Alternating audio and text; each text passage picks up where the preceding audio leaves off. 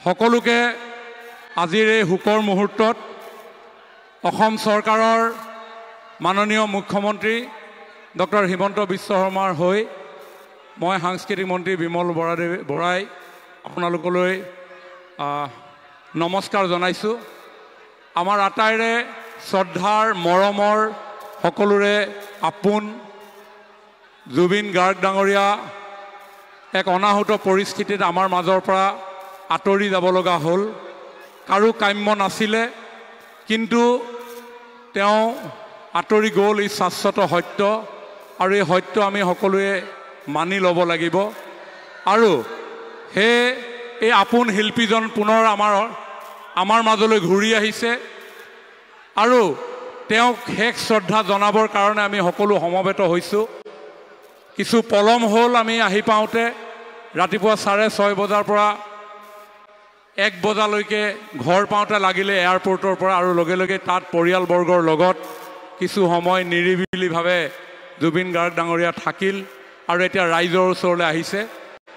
আৰু ৰাইজৰ ওচৰলৈ এই মুহূৰ্তত আহিছে জুবিন গাৰ্গ ডাঙৰীয়াৰ পত্নী, পৰিবাৰ, আমাৰ আটাইৰে শ্ৰদ্ধাৰ গৰিমা বৌ। মই গৰিমা বৌক আমি সন্মুখলৈ নিমন্ত্ৰণ জনাইছোঁ। আমাৰ সাংস্কৃতিক সঞ্চালক ৰাহুল দাস ডাঙৰীয়া, আমাৰ কমিশনাৰ পুলিচ, আপোনালোকে অকণমান আঁতৰি দিয়ক। আপোনালোকে অকণমান ধৈৰ্য ধৰিব। আপোনালোকৰ অতি মৰমৰ, অতি হেঁপাহৰ শিল্পী, মৰমৰ শিল্পী জুবিন গাৰ্গ ডাঙৰীয়াৰ বৌ আমাৰ মাজত আছে। আপোনালোকৰ ওচৰত শেষ দৰ্শনৰ কাৰণে জুবিন দা ইয়াত থাকিব। তাৰ প্ৰাক মুহূৰ্তত গৰিমা বৌয়ে জুবিন দাৰ গুণমুগ্ধ অজস্ৰ লক্ষ লক্ষ গুণমুগ্ধৰ প্ৰতি উদ্দেশ্যি বৌয়ে দুআষাৰ আপোনালোকৰ আগত বক্তব্য ৰাখিব। তাৰ পিছতেই বক্তব্য সামৰিয়ে এই ৰাজহুৱা শ্ৰদ্ধাঞ্জলি অনুষ্ঠানটি বৌয়ে জুবিন দাৰ প্ৰতি পুষ্পমাল্য অৰ্পণ কৰি ৰাইজৰ বাবে মুকলি কৰিব। মই মাইক্ৰফোনটো বৌৰ হাতত তুলি ধৰিছোঁ।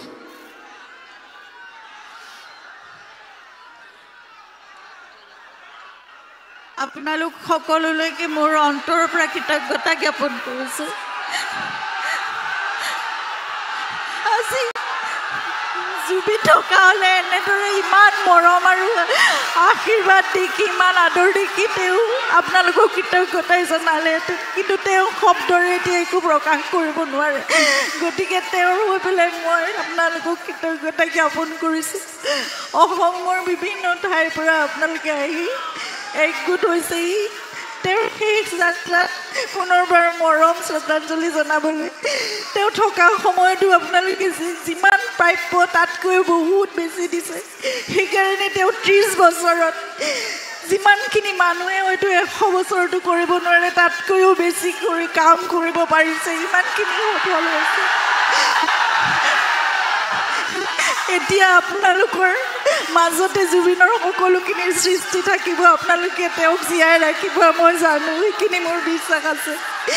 গতিকে জুবিনে সদায় সকলো একেলগ হৈ থকাটো বিচাৰে, সদায় শান্তিৰে, সদায় সুস্থিৰ, সদায় শৃংখলাবদ্ধভাৱে তেওঁ সংস্কৃতিৰ বাট মুকলি কৰিব বিচাৰে। আৰু আজি দেখিছোঁ ইমান জাতি জনগোষ্ঠী, যিমান সাম্প্ৰদায়িকতাৰ কথা যি চলি থাকক, আজি দেখিছোঁ সকলোৱে তেওঁক যি ধৰণে মৰম আৰু সন্মান জনাইছে, সেয়া চাগে অসমত আকৌ এবাৰ কেতিয়া দেখিবলৈ পাম নাজানো।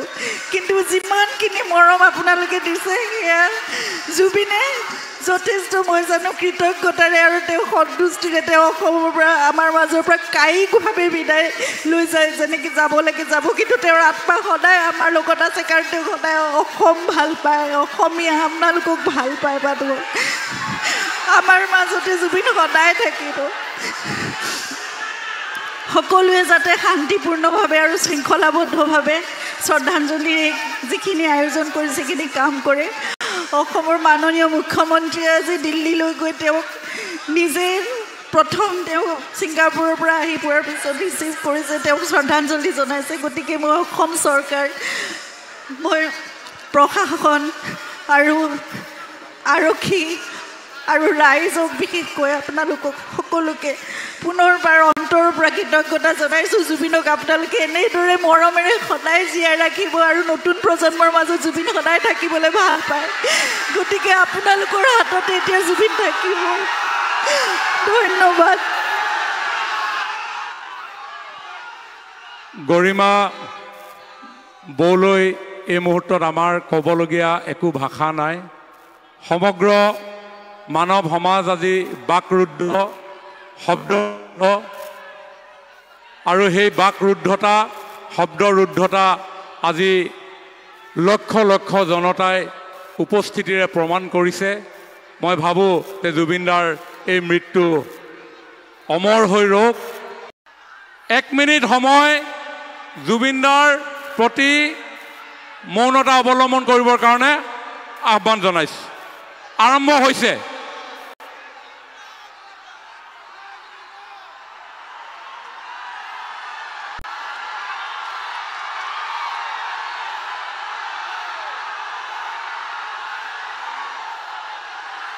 ধন্যবাদ।